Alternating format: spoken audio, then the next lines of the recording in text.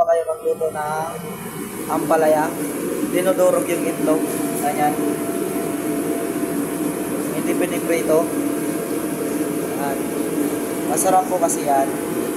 Simpleng lutuin pero masarap kainin at iulam. Tingnan nyo po. Very nice.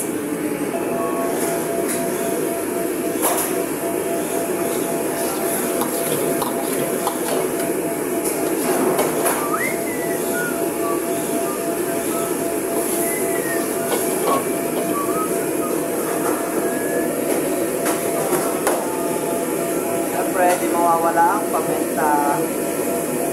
Yan ang pampasarap ng ating ulam.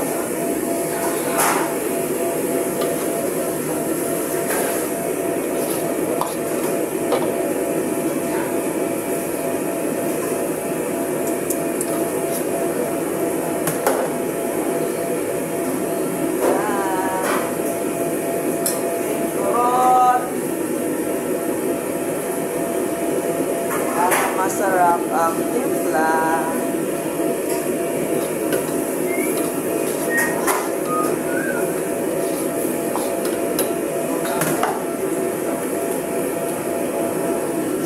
Okay na po, luto na. Kain na po tayo.